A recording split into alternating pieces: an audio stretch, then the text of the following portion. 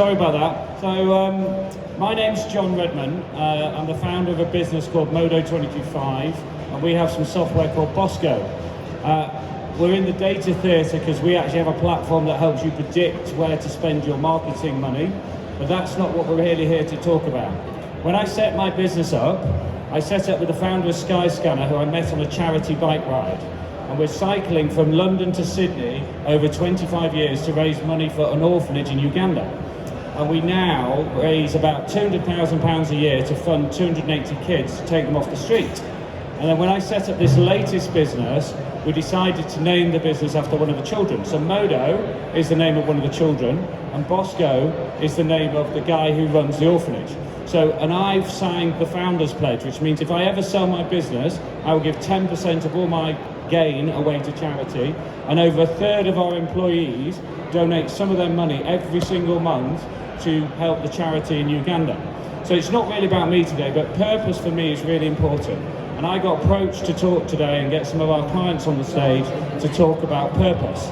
So I'm going to let these guys all introduce themselves, and then what I want to do is make it as interactive as possible. So just, if you want to join in the discussion, stick your hand up, I'll bring the mic over and we can ask some questions. But we've got some real experts here on sustainability and purpose. And we're just going to have a little fireside chat, a bit of a debate. Can we actually make an economically viable, purpose-driven business? All right, that's sort of the question we're going to try and answer. So I'll start with Cormac. I'll let Cormac introduce himself, and then I'll start with some questions. Yeah. Hi, thanks John. My name's Cormac Folan. I'm the co-founder of Alder and Green. We're a new responsible menswear brand focused on shirts primarily, 100% organic materials, recycled and recyclable packaging, plastic free, and also with values around fairness and transparency in the supply chain, high quality products, and trying to build a business from the ground up as well as possible. Where did you used to work before? I worked in TM Loan before, and different industries in gambling and different areas. Thank you. Charlotte? Hi, I'm Charlotte Morley. I'm the founder and CEO of The Little Loop. We're a children's wear rental business.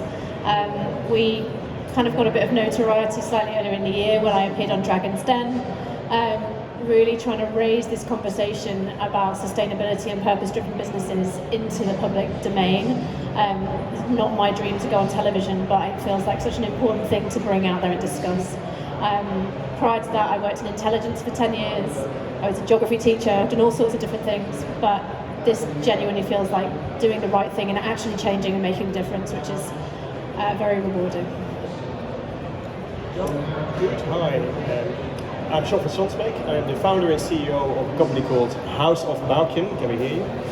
And we have two women's wear brands, Isabella Oliver and our larger brand, Baukjen. About 4 years ago, we made a conscious decision to turn the business around into purpose-led only. And as such, we have right now, according to different accreditations, the most responsible fashion brands in the UK. We're the highest scoring fashion B Corp, we're the United Nations winner for global climate action. We take the fashion model, we look at it very differently. It has to be a circular, it needs systemic change, and we are the example of how it needs to be. And I'm definitely out there to try to explain to my competitors how to do it, because the more brands we invite to do right, the better it is for the planet. So hopefully you'll think we've got some people who are authorised to talk about this. Geoff actually talks at COP26 and won some awards for being sustainable, so we've got some really knowledgeable people. So get your questions ready and we'll come to you in a minute for some questions, so just raise your hand. But I suppose the first question, we'll go to Charlotte first, but why is purpose important to you?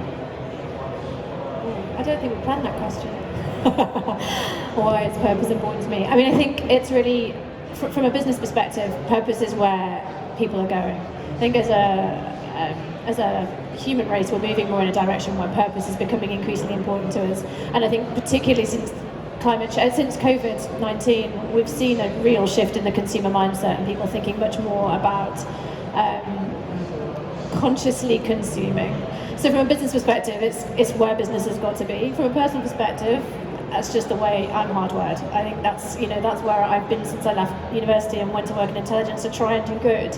But I think it's become increasingly apparent that actually the place that you need to be doing good right now is sustainability and environment and combating climate change. So that's why my business exists. and you've obviously set up a startup, specifically Cormac, to focus on purpose. Why do that?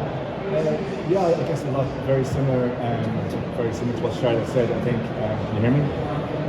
Yeah. Very similar to what Charlotte said there. I think there's a personal element to it, which is, having seen how retail is done, and retail is it's damaging to the environment. And by its very nature of producing something and having it consumed, and the repetitive nature of that. For me, it was a case of trying to do it in a way that I felt was the best way possible, and doing it from the bottom up, and doing it as clean throughout as possible, because ultimately every business will have to do this, right? It's becoming a standard, and will become a standard, and we're facing into such a dire time in the future that every business needs to transition this way. For me, doing it from the start was really important, and I'm really interested to hear Geoff's take on this, because of obviously how he's transitioned the business.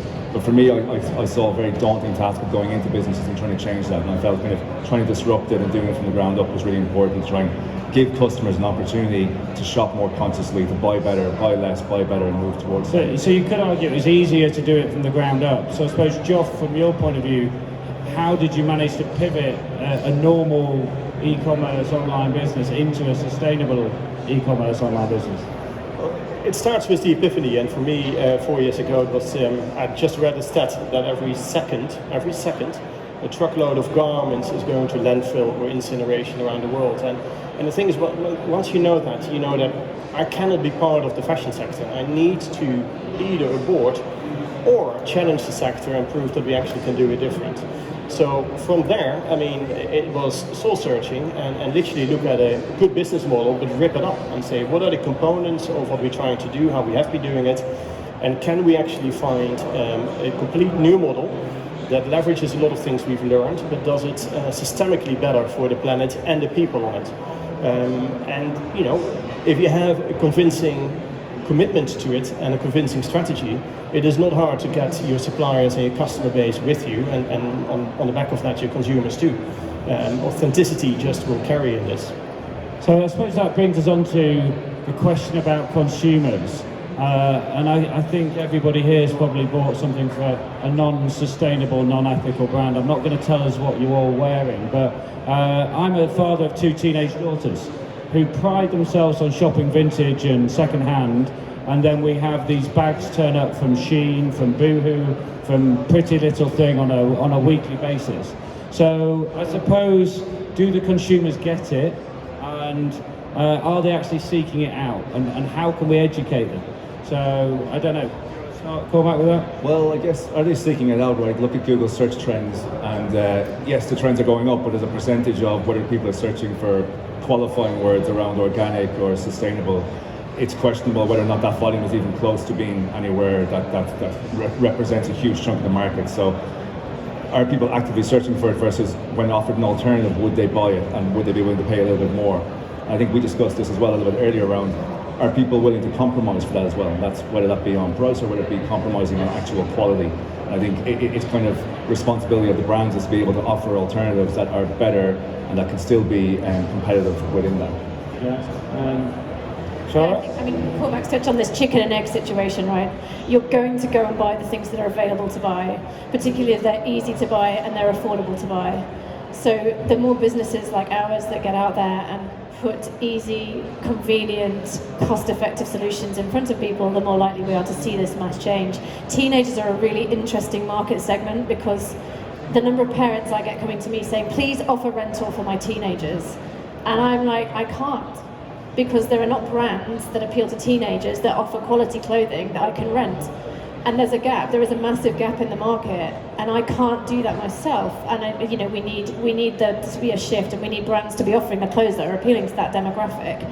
So, and that's where vintage is actually working. I think the vintage and Depop and all of the different kind of platforms that are allowing that are kind of starting to meet the needs of that market segment. But it's a really, really challenging market segment. Whereas women's wear, men's wear, children's wear, it is ever so slightly easier because there are those quality brands out there. What we're doing is we're making ethical and sustainable brands more accessible. So we bring down the price, because one of the biggest objections to ethical and sustainable brands is, but they're more expensive than going to H&M. So by renting things and by making things available in a circular way, you can offer them at a more affordable price. And then you start to see the shift, because then the objections go away. And we had a customer recently, she actually did an article in the Times for us, she was interviewed and said, when I first started doing this, I thought there must be a catch, because sustainable can't be cheaper. And we've still got that mindset shift that we've got to plug into. Like, people automatically assume if it's better, if it's more ethical, if it's more sustainable, it's going to be harder or it's going to be more expensive. And that's increasingly not the case. But it's brands like ours that are having to drive that shift, and that's challenging. But we're doing it, but we're doing it slowly, and we don't have the voice or the marketing budget of H&M or Shein or whatever. So. And I suppose, Geoff, you've pivoted your business 4 years ago. Have you now got new consumers? Are they same consumers? Did you take them on a journey? Did your consumers demand this? What was the sort of consumer side of it? Well, many more consumers, and I think all the old ones too. So there's so many points I want to tap into. So first of all, we do second-hand, we do rental, we do subscription, because the future is one of sharing economy, fact. And we will get used to it, and our consumers are getting used to it. And my typical demographics in my larger brands are, I would say, kind of 40 to 55, and they absolutely are adopting rental and second-hand. So we're seeing orders, new rental, second-hand, same parcel. Part of this is the consumers are so blurred by the noise, they don't really understand what matters. So education is really the line of business I'm in. I'm educating not just regulatory bodies and my competitors, but I'm educating the consumer what to look for, why things are important. And the thing is, once you know, you know. So you cannot unknow it, and you will start behaving. Importantly, and we talked about it earlier, for us, creating that movement is what we need to achieve. And hence, we will price it at the same price we priced it before.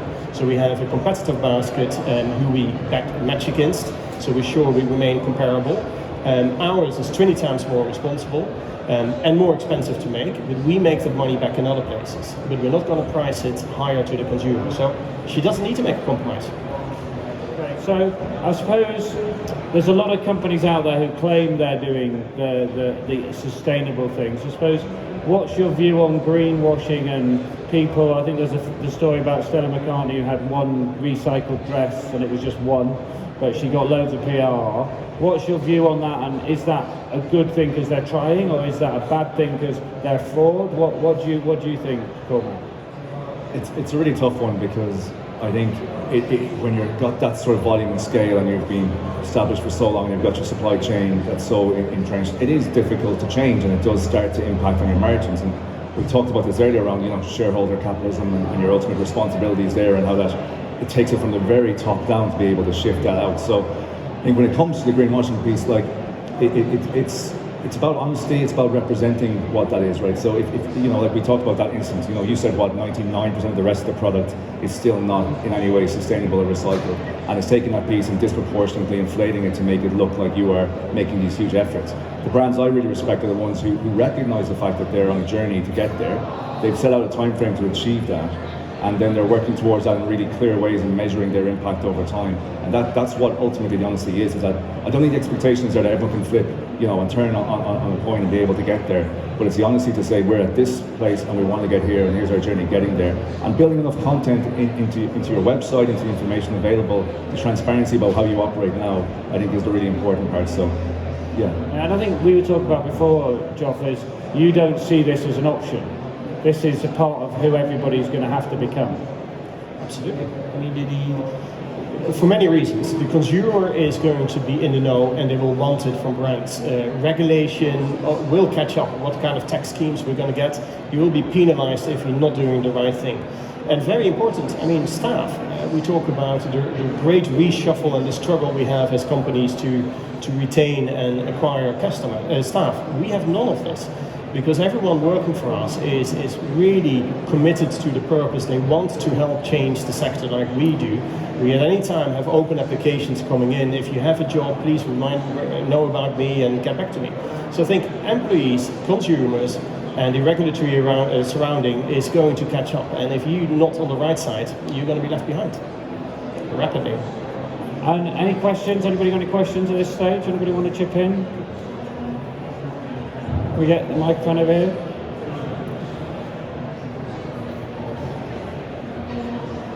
If you can introduce where you're from and your brand and then your question. So Richard Wilson, I'm from John Lewis. I'm a signatory of Fashion Declares. We're in the middle of a climate emergency, and these changes, I totally agree, purposeful business can exist and can be profitable, but the scale of change is nowhere near fast enough from a consumer side as well. And it's interesting you talk about the consumer pressure. The reality is, I think if we walk along the high street, there isn't that consumer pressure. Where do you get the hope for that is actually coming? Because it's not visible in the crammed H&M stores and the jammed, as you said, your PLT bags arriving every week. Yeah. Well, I won't say that data. I look at my own data and I look at the urgency, the emergency that is there, full stop. So it is going to be a burning matter sooner or later, and consumers want to do right, definitely the more affluent ones. We can talk about the youngsters, and I think on the Gen Z you have the Gen Me and the Gen We. I'm quite happy with the Gen We's that we're seeing there. So I see that really changing, and even in your stores, the feedback we're getting is that the grazing consumer coming to our mats, they behave differently. So once they get in the know, they just want to do right. But I think it's the compromise which is difficult, and it's the not knowing where they go wrong, right? The noise. So I don't know what's wrong behavior, right behavior, especially we start learning now. But there's many other areas where we just don't know how we can do right. And I don't think the change is linear either. So I think, if you look at where we were 2 years ago when I first launched my business, the conversations we have with consumers are transformed from where they were just 2 years ago. Now 2 years might seem like a long time, and we've not gone a long way in that, but actually relatively we have, because we've done the very hardest work, which is starting these conversations and starting the snowball. And I really do think that we're going to see that curve. Partnerships with John Lewis, actually, or our partnership with John Lewis was transformative for us, but also I think transformative really within the fashion industry, because someone as big as John Lewis, as trusted as John Lewis, with as big a consumer base as John Lewis, saying actually this is where we need to be, we're going circular, we're doing rental, we're partnering with environmentally conscious businesses, it signals massively to consumers that this is the way to go. So it's, yes, you're right, it's quite slow right now, but this is the hard part, and it will tick up. And the difference is, 2 years ago people were saying to me, that's a good idea.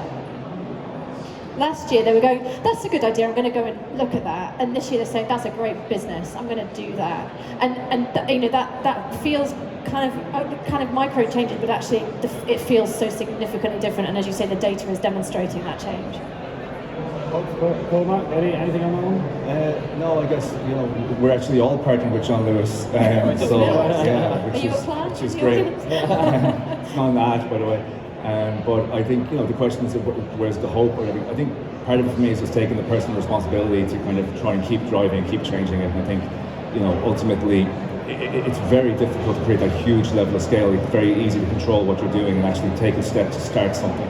I think sometimes the difficulty can be is the sort of paralysis that comes with, am I doing it right? Am I going to do it right? Am I going to be accused of greenness because I'm not 100% there? And it's just, that's the sort of, I guess where I'm focused right now with a very new business. I'm probably at different stages of actually trying to embed something, create something, and then be willing to kind of adapt and move and jump and be kind of agile on that to keep kind of trying to scale it within that, doing it the right way fundamentally and having that sort of purpose. And I think, does that answer your question? Sort of. Because as somebody I see as myself as an active consumer in this, I still struggle with the hope. I hear what you say, and I'm reassured to some extent. But the acceleration has got to be your curve that you say.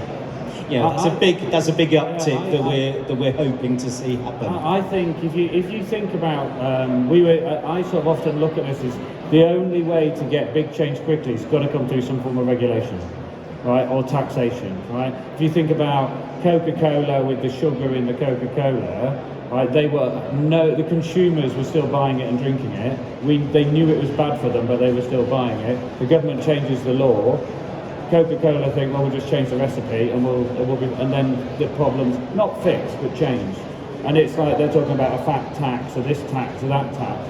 Ultimately, I think consumers want it, but as you said, as it's easy for my kids to go on buy from Pretty Little Thing or go to Primark, consumers still want cheap, all right? And I think that's part of the problem. So we've got an education to do, but we've also, I think the government has got a responsibility. So anybody from the government here? We need to harangue. But the government's got a responsibility to act in a responsible way and actually go, right. And one of the things they're talking about is putting a tax on the clothing at point of sale, but that's not necessarily fair if it is going to last longer and maybe get recycled and this, that and the other. So there needs to be a clever way to force the change. I also think it's worth considering the parallels with digital. Did any customer ask us to go online? Did any customer ask businesses to become digital? Probably not, because they were quite happy shopping the way they were in the early days. And I think it was hard. And I've worked in businesses where they were still struggling with digital transformation, but they knew they had to do it, because ultimately that's the way it was going. And now everybody's there. And it took quite a long time. And I think it was harder in the earliest years, and then it started to take off. And I think sustainability feels like that, the new digital, if you like. Once every business starts to do it and it starts to become a baseline in every business, consumers won't question it. They'll do it by virtue of the fact that we're all doing it. So it's got to come from both sides. We can't just sit there and say, well, the consumer's not asking for it, so we're not going to do it. Because we know as businesses that we're not going to last if we don't do it. That there won't be any resources left for us to use in our businesses in 10 years' time, 15, 20 years' time, if we don't make this change. So if it comes from both sides, then we've got the potential together. Within that, there's also the danger, to go back to the greenwashing piece about when the consumer accepting has become the norm. And I think a lot of people feel like, just given the amount of volume of conversation about it out there and the growing of that it's actually this huge change. It probably hasn't changed as much as people realise, because it's represented. Small samples of big brands are doing it and shouting about it, but actually the real base change hasn't really happened yet. And that's part of the kind of frustration, I guess, when you're doing it and you do recognise there's costs associated, and you need to have all the way through from the top down a change in your business, fundamentally how you operate, the fairness, transparency of the supply chain.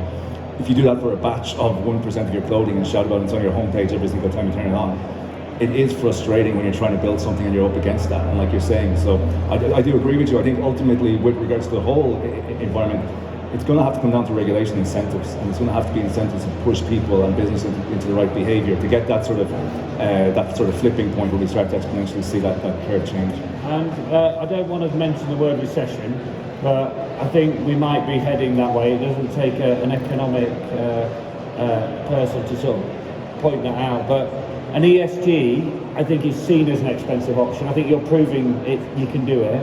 But do we think people are going to sort of just chuck everything to the side, and we're going to get into Black Friday in October and everybody's just going to go back to discounting even if they started the journey? What do you sort of perceive is going to happen over the next, not about the recession, but I mean about people's attitude towards the whole ESG stuff? Geoff, do you want to go first? I mean, for me, ESG is it's just a framework. It's not the end thing. It's your purpose drives the climate action and the changes that we need, systemic changes in the world, and to save this planet. It's simple. And just back to the previous question, my business model, circular the way I've done now, is a better business model. It's a more promising business model, more profitable business model. It's a different business model, and I think that's just a blueprint for the future. ESG is the best framework out there now. I would say B Corp is even better to measure that, to report against it, and to have the governance for it in place. There's of course a lot of criticism against ESG, and we can go into that, and I think it's flawed too, but in absence of anything else. My concern is that we will pick on ESG and say, oh, it's broken here and there, and then you're basically weaponizing the concept. And if you're weaponizing the concept, then everyone walks away from it, and then we're back to where we were before. So it's a bit like greenwashing. You need to understand the motive. Is it naivety, or is it like Stella, which I actually applaud? She has a voice. Give her a big megaphone to say there is a future that can be different. I don't mind this one item, it's okay. And the rest we need to be indeed a kind of yellow card system and say, how did you get to this claim? How well have you done this through the supply chain? And get better every single day, better measurable, better certifications, better everything. I think we see it as an opportunity, to be honest, a recession, because people don't change habits unless there's a change in their lives. Like there's data which suggests that the most likely time for you to break and change habits is when you get married, when you move house, when you have children, because there are other changes going on in your life, and therefore you're more likely to pick up those other habits, you're more likely to change those other things as well. Recession, sadly, is one of those moments, right? We're all having to think about doing things differently in order to save money. We still haven't turned the heating on, and my poor children are freezing, so we've given them hot water bottles. Of course, slippers. But I think for us, we see it as an opportunity. People are thinking, well, actually, how can I still live true to my values? How can I still buy the things or access the things that I want, that I like, that make me feel good, and do it in a better way and do it in a cheaper way? And quite contrary to sustainability having to cost more, we're all proving that it doesn't actually. And actually for us, because we're offering sustainable ethical clothing at a lower cost because of our business model being fundamentally different, we are an opportunity for people to change the way they do things. So hopefully it's going to kind of go in our favour as long as we do things right and as long as we do make it easier and cheaper for consumers, which is possible. Any thoughts, Cormac, on that, the session? Not really, I guess. Not really, I think they just covered the points. So, it's like, we're at an e-commerce conference. I was at another one of these events a while ago, and it was full of marketing directors of e-commerce brands, ultimately who are targeted on selling more stuff, right? So is the sort of elephant in the room that we should just buy less stuff? And actually that's the problem. But we're all here with all the technology to sell more stuff. I've got a platform that helps you sell more stuff, cheaper, faster, right? But is that part of the problem? I disagree with that. I think it's well, ultimately, if you're trying to drive profit, it's not about selling more, it's about selling at better margins, better, you know, and driving it through. I think for me, we say with our business proposition and with our kind of purpose proposition, it's about quality. It's the trade-off between the quality and the kind of false economy of buying lots of cheap things or investing into something that's, you know, the buy less, buy better mentality. I guess that's what we see it. And also the kind of repair and making your garments last a lot longer for you. So it is an investment up front, but it actually will last for you longer. So that's kind of how I would see it in that sense. Should we buy less? Should we buy less? We absolutely need to. Well, yes, we need to buy less. We need to consume less. I mean, 50 years ago, the Club of Rome already pointed out that there were limits to growth. We beyond that point, we are exhausting the planet with too much, and we want to get, have. So we need to change what we want. We need to change that it can be second-hand, that we can rent it, that we can do it different. We need to do it in a more regenerative way. And back to my question, should we buy less? That's something I'm torn with all the time. My purpose here is to change the sector. What I want to do is get people to buy less from the bad people. And by doing that, I'm getting a message out there. I'm inviting my competitors to join our business model. I'll teach them how to do it. And that the consumer movement starts buying more consciously and less from the bad. And that's less as a total sector. The power of marketing is to help those businesses who are doing it right to get that message out there and to transform the way the consumers are behaving. That's it. Yeah. All right. So if you're a marketing person and you're working for a brand who's doing it wrong, vote with your feet and go and work for a company that's doing it right. And be powerful. And there's a friend of mine, and she's leading a kind of marketing movement. She's an assessor for the Cambridge sustainability marketing new course that they're launching, and the whole driver behind that is to try and get business to recognise the power of marketing in sustainability and in purpose, and actually embedding marketing right back into the core of the company again. And it's not just about selling shit, it's actually about making businesses communicate their purpose better, talk to their consumers, understand what they want and do it better. There are businesses like mine. I'm about to hire a head of growth next year, and I'm looking for really great people to come in and help my business, because we are doing it right and we are degrowthing in a way that's still profitable and helping other businesses to do it. So go and work for a company that's doing it right. And you know, there are companies that are going to have to suffer, unfortunately, because they are doing it wrong and they are exhausting resources, and that's the hard truth. Anybody got any more questions for us? Anybody got any more questions? Right, well, I'm going to just sort of, yeah.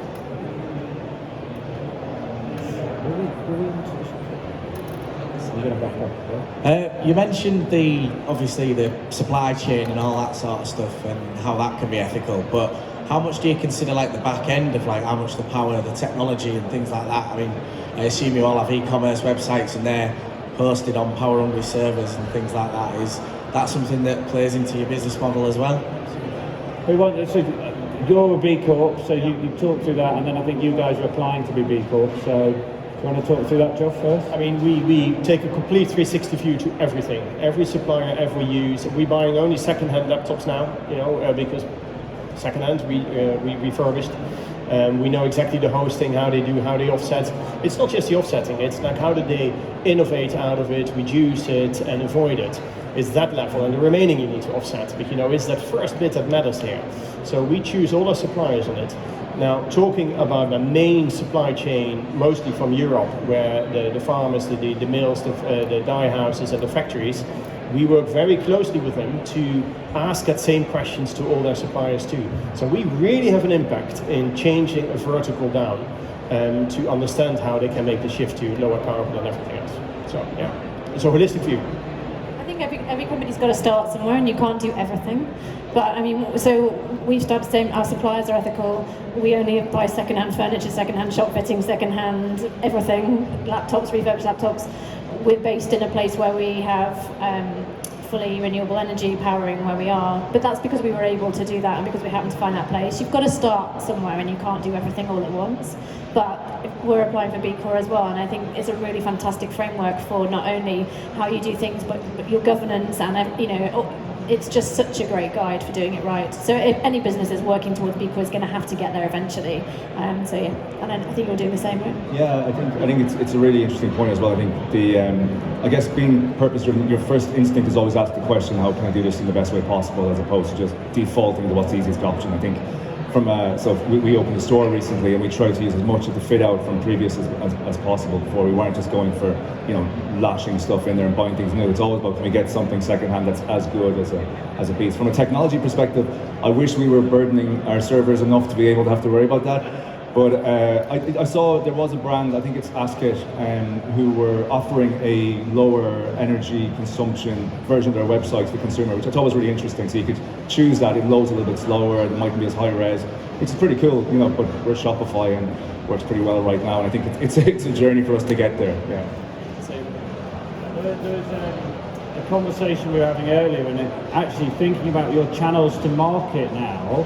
Everybody automatically assumes doing it online is greener, right? But I've got a client who has a tent business, and he believes not only is it cheaper now for him to open up stores, because rents are really cheap in little market towns, but he thinks it's more sustainable because of his cost of marketing, deliveries, returns, and everything else. So again, there's always an assumption that doing things online are green, but is it?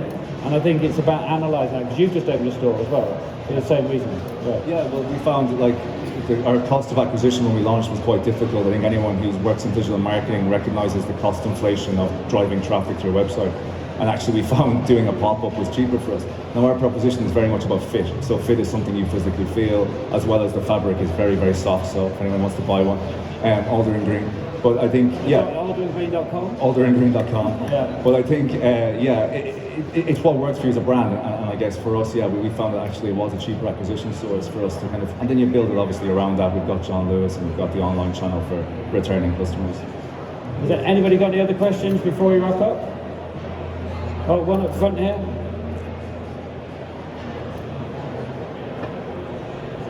Hi. So, if you could introduce where you're from. Yeah, so my name's Shamik, I'm co-founder at OnBits. Question I've got for you is, when you go on this journey to get registered for B Corp, all of that, even before you do that, like with the noble sort of intention of being this purpose-driven, sustainable company, what kind of sacrifices do you have to be prepared to make to go on that journey and stay on that journey? Good question. Who wants to say that? Not in my case, because I think I always wonder why the companies not have that clear purpose, and you can tell so much which companies have purpose, and that's where it starts. Because for me, and I don't know, but the CEOs I know that are purpose led businesses, what keeps them awake at night is the strategy. What gets them out of bed is the purpose. They love that. They're driven by it. So I found a complete new life, if you like, with energized and fulfillment in doing the things right. Did I compromise anything? I don't think anything. No. I make probably more profit, of which I give 10% to charity and all of that, than before. But it's a far more fulfilling journey. Yeah. I mean, I think for us the sacrifice has been, we're kind of creating a new market, right? Everybody says if you set up a business, don't educate your consumer, don't set up a new market, and we went and did exactly that, right? So it's been harder. It's been harder to start with. It's harder to teach people that how circularity works, why circularity works, what is renting. You don't want to own everything. You know, they're harder messages to deliver. So our sacrifice has probably been growth. Like if we just set up a conventional children's clothing business, we probably would have grown quicker to start with, but we'd have plateaued very quickly, and it would have been the wrong thing to do. And now we're starting to see the kind of dividends pay for that, and you know, it actually becomes an easier story to tell, a better story to tell, and now we get better PR. We get, you know, because we're doing some things differently. But to start with, it is harder to deliver, and it's harder to get the message out there. I think I'd probably say the same. I think our business model is a bit more traditional than the circular model, although we offer repair and that side of things. But I guess it's kind of your growth expectations maybe a little bit as well, is that there is, and we find with the fabrics we use and the sourcing we use and trying to do it more transparent, there is a cost to doing that. And that just means that your margins are going to be squeezed if you want to offer a competitive price within that and not just kind of build that premium into it, which we've tried to do. So you do take a bit of a sacrifice on your margins, which obviously builds back into the rest of your business model about how you can reinvest in marketing and how fast you can grow. So I think, you know, ideally, you know, we'd be doing that, but there is an expectation that it's going to be we are slightly squeezed on our margins than what we would be if we were just sourcing from China or wherever it might be and had no visibility of how our fabrics are being made from that side. So I guess that's one constant challenge, is when you are, like I said, looking to source and make the decisions, oftentimes it does just come with a little bit of a premium which you have to accept. Can I answer your question? Yeah. So we're going to wrap up there unless there's anything else, but one more. Everybody's trying to go home. Well, just a very quick one. Yeah. So, Charlotte, you have mentioned that you're going to get ahead of growth next year, right? Are you applying for the job? Well, unless I'll get fired from mine then. So, which is difficult because I have a company, so. Yeah, so you are making this decision at a certain stage. And my question is, at what kind of stage e-commerce businesses need to get dedicated growth people as compared to marketing, and how to choose whether it should be an agency or an in-house team, and how do you make this decision, and like how do you make this decision I can address to everyone? That's a brilliant question. If you were to ask that question to Stephen Bartlett, who's one of my investors, he would say from the beginning you've got to have in-house and you've got to have all the people, but who can afford that, right? Not me. So I think agencies have done us fine in terms of paid growth. We have an amazing agency and they do a great job, but they can only focus on one thing. And really, for us to really grow and to become what we need to be, we need someone who's got that holistic view of growth, so they can look across our own channels and our paid channels and really, you know, drive it together. And I think ultimately we've just run out of the ability to do that. I don't have the time to do it. I don't have the time to coordinate it. My head of brand can just about do it. You know, it kind of, you just know. You know when you can't do it yourself anymore and when you can't grow. And yeah, I think there's no obvious answer, but it's a very obvious answer when you get there, but you can't really plan for it until you know. Yeah. This wasn't a planted question, by the way. Modo is actually a digital marketing in-housing agency, right? So we help brands go on a journey for exactly that, because I think in the end you're probably better off doing a lot of this in-house. Right? It's not voodoo and magic. I've ran a few SEO agencies in the past when it was voodoo and magic, but it's not voodoo and magic anymore. You can learn how to do this. There's an element of strategy and other thinking. You might need some sort of concertina model where you've still got access to people who've got broader experience. But I think with the technology available now and the skill sets that's in the market, I would recommend in-housing as soon as you possibly can, because you've got that knowledge within your business. And you'll probably get more out of them over time, and they're less likely to change and leave, and you're less likely to be disappointed when they promise the moon on a stick, and then 3 months later they didn't even give you half a stick or half a moon. So, but yeah, I'd suggest over time you probably want to be doing more in-house than with an agency. And I think certainly the channel that it makes the most sense right early on to have in-house is your own channels. Like your social media is very difficult, I think, for anybody externally to do for you, because they don't have the passion, they don't understand your company, and they can't make it authentic. And I know they understand it, but they don't understand it at a deep level. And the decision I made very early was to get my social media person to be in-house, and she's only part-time, and she fits in around her kids, as do all my staff actually, because it's really important to us. And she does an amazing job because she's so passionate and she really gets our brand. Whereas paid, you can keep it with an agency for a bit longer, right? It's not got the same level of ownership and authenticity needed in order to drive it. So you've got to think about your brand and what you need to put out there and how you need to communicate with your consumer and prioritize. Are you going to go for organic growth over paid growth or whatever, and prioritize what makes most sense for your brand? Right, so I'd just like to, first of all, thank you all for staying. So that I was hoping we might get 2 people, but you've exceeded all my expectations. And I think hopefully you'll agree the panel's demonstrated you can run a purpose-led, sustainable business and make money. I think what we need in this world is some business leaders who are brave and who are bold. Hopefully the government can give them some incentives to be brave and bold. But I think what we need is more ferocious leaders like this who are going to be brave and lead the market. So a round of applause for our panel, please. Thank you very much. That's a wrap.